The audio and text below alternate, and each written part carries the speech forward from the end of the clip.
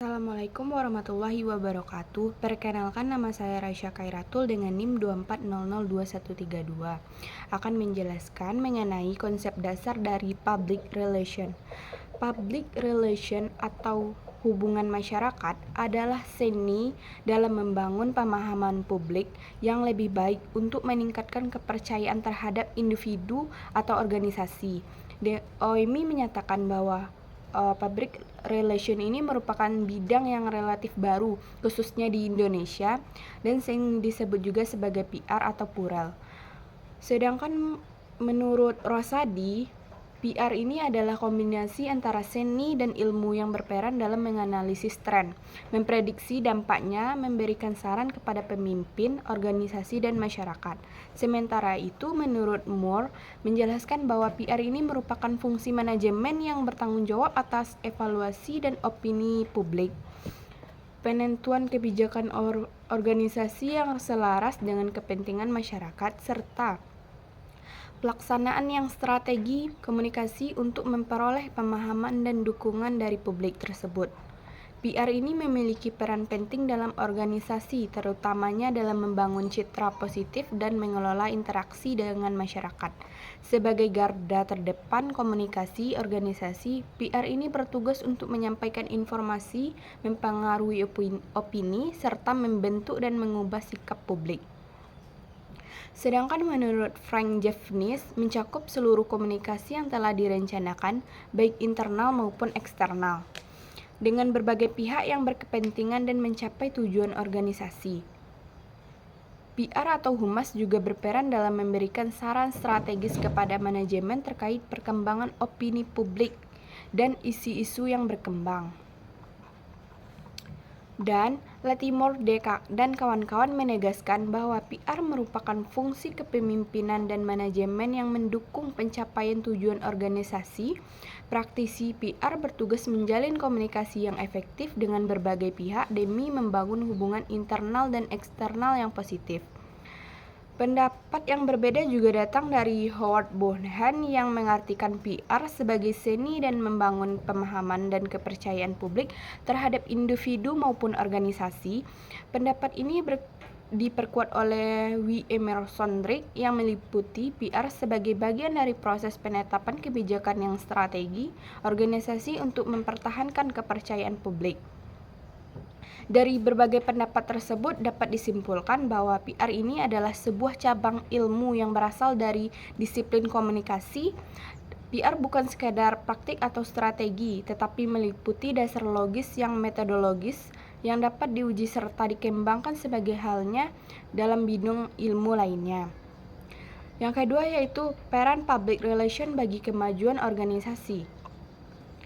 Public relation atau PR ini memiliki peran penting dalam perkembangan dan keberlanjutan sebuah organisasi. Berdasarkan materi yang telah dipaparkan, PR bukan hanya berfungsi sebagai penghubung komunikasi antara organisasi dan publik, tetapi juga memiliki dampak yang langsung terhadap reputasi, kepercayaan, serta hubungan panjang dalam berbagai pemangku kepentingan ini. Berikut adalah beberapa peran utama PR dalam mendorong kemajuan organisasi. Yang pertama yaitu membangun dan memelihara citra positif dari organisasi. PR bertanggung jawab untuk menciptakan, mempertahankan, dan meningkatkan citra baik organisasi di publik. Hal ini dilakukan melalui berbagai strategi. Komunikasi yang disesuaikan dengan kebutuhan dan kondisi masyarakat. Jika citra organisasi mengalami penurunan, PR juga berperan dalam memperbaikinya agar tetap terjalin kepercayaan dari publik. Yang kedua yaitu menjaga kepercayaan dan goodwill publik. PR bertujuan untuk memperoleh goodwill dan kepercayaan dari publik ini, baik internal maupun eksternal. Kepercayaan ini penting agar organisasi dapat berkembang secara berkelanjutan. Yang ketiga yaitu mengelola komunikasi dua arah antara organisasi dan publik tersebut. Sebagai jembatan komunikasi, PR memastikan adanya komunikasi dua arah antara organisasi dan publik. Ini dilakukan agar atau dengan menyampaikan informasi kepada publik sekaligus mendengarkan serta memahami kebutuhan dan ekspektasi mereka. Dengan komunikasi yang baik, organisasi dapat mengambil keputusan strategis yang lebih sesuai dengan kondisi pasar dan lingkungan sosialnya. Yang keempat, peran PR ini yaitu menyediakan informasi yang relevan dan akurat. Sebagai praktisi PR berperan dalam mengelola informasi yang disampaikan kepada publik, baik melalui media massa, platform digital maupun komunikasi langsung. Yang kelima yaitu mengelola hubungan dengan media dan pemangku kepentingan, di mana PR berperan dalam membangun hubungan yang baik dengan media komunitas, pelanggan, serta pemangku kepentingan lainnya. Melalui kerjasama tersebut dengan media, PR dapat memastikan bahwa pesan organisasi tersampaikan secara efektif kepada khalayak yang luas. Yang keenam, menyusun strategi komunikasi untuk menghadapi krisis. Dalam situasi krisis, PR berperan dalam mengelola komunikasi dan merancang strategi pemulihan citra organisasi. Kepercayaan dan ketepatan dalam menyampaikan informasi dapat membantu organisasi mengatasi dampak dari suatu peristiwa serta mengembalikan kepercayaan publik. Yang ketujuh, mendukung keberhasilan bisnis dan pemasaran. Meskipun PR berbeda dari pemasaran, keduanya saling mendukung. PR membantu menciptakan lingkungan positif bagi organisasi sehingga lebih mudah dalam memasarkan produk atau layanan. Dengan membangun hubungan yang baik ini, pelanggan dan komunitas, PR dapat meningkatkan loyalitas serta daya saing organisasi di pasar global. Yang ketiga, contoh kegiatan public relation di dalam organisasi secara umum. Yang pertama, contoh internalnya.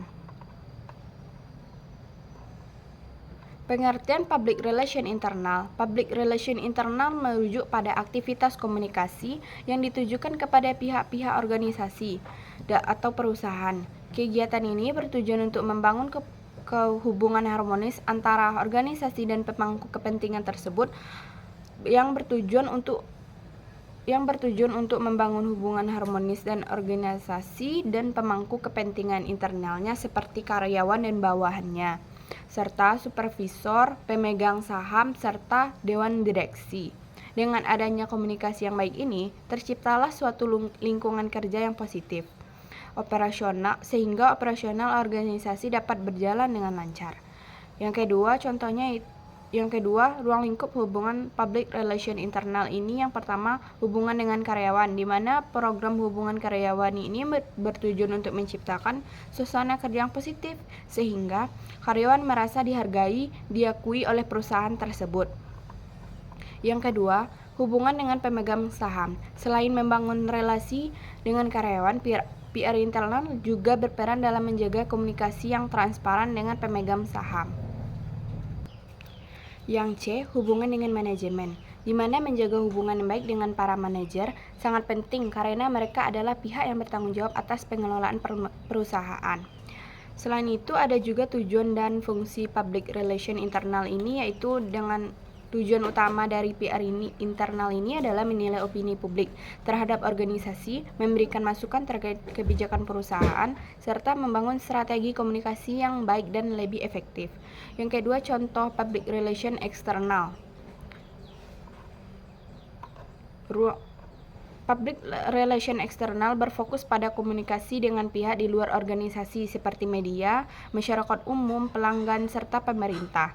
Ruang lingkup kegiatan public relation eksternal ini yaitu hubungan dengan masyarakat, hubungan dengan pelanggan, hubungan dengan media massa, serta hubungan dengan pemerintah. Syarat-syarat seorang PRO yang efektif yang pertama, yaitu kegiatan public relation yang memerlukan kerjasama yang erat antara manajemen dan praktisi public relation. Namun, untuk memastikan efektivitasnya, seorang praktisi PR perlu memenuhi beberapa kriteria sebagai berikut. Yang pertama, Praktisi PR haruslah seorang profesional yang terampil dan kompeten, sehingga keahliannya diakui dan dimanfaatkan oleh manajemen, serta dapat diandalkan dan dipercaya dalam bidangnya. Yang kedua, praktisi PR ini perlu memiliki kemampuan, di mana kemampuan ini untuk membangun saluran komunikasi eksternal agar ia dikenal dan dipercaya oleh publik sebagaimana sumber informasi yang kredibel. Yang ketiga, praktisi PR juga harus mampu memberikan dukungan kepada manajemen untuk mempersiapkan wawancara, pidato, sambutan resmi, serta penampilan di hadapan publik. Yang keempat, pihak manajemen harus siap dan mau untuk berkomunikasi serta tampil di depan publik. Yang kelima, manajemen juga harus bersedia untuk memberikan informasi penting tentang organisasi serta terbuka dan tepat waktu kepada praktisi PR ini. Yang kelima, citra yang harus dibangun oleh seorang PR atau public relation. Menurut Frank Jeffnis, ada beberapa jenis citra yang dikenal dalam public relation, antara lain yaitu citra cermin atau mirror image, di mana citra ini dihasilkan dari pandangan internal organisasi yang mungkin tidak mencerminkan pandangan atau penilaian terhadap orang luar. Yang kedua yaitu citra kini atau